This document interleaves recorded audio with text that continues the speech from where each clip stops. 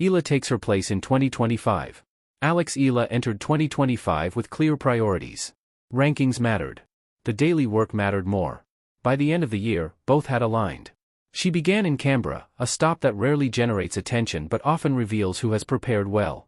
Eala reached the semi-finals, an early signal that her off-season work had carried through to competition. The shift from promise to presence came in Miami.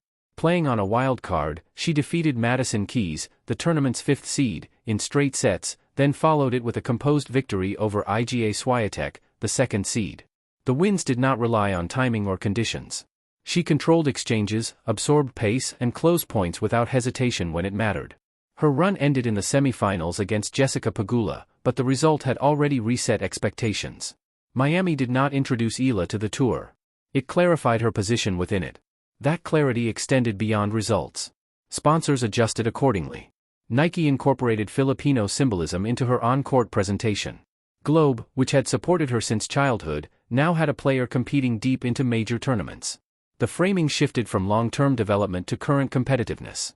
In Rome, Eala added doubles matches alongside Coco Gauff, using the opportunity to sharpen decision-making at net and improve point recognition under pressure.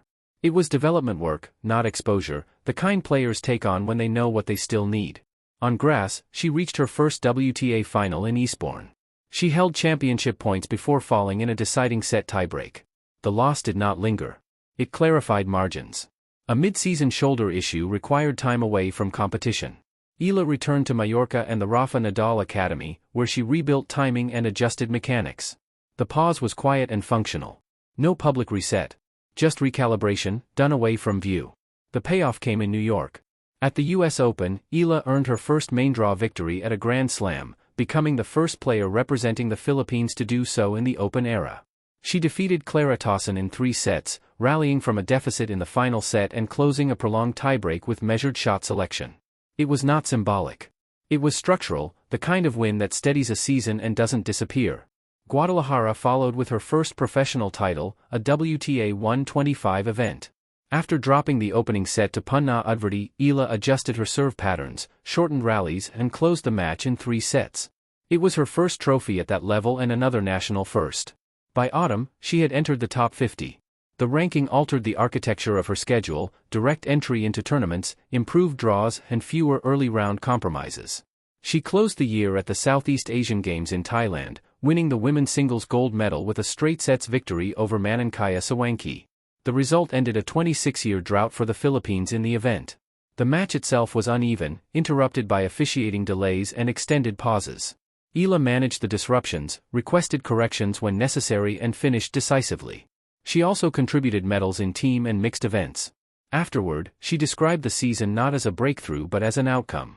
"It has been an amazing year for me and my team," Eala said. "Our goal was to end this year in the top 100 and we exceeded it, landing at 50. The year 2025 has been even more special with me ending it by winning the gold medal in the Southeast Asian Games. Playing alongside all the other Philippine athletes is always a treasured experience, and I am grateful and humbled that I get to play for this important regional sports event for the country." The goals were clear. The results followed. Eala's 2025 did not hinge on a single result.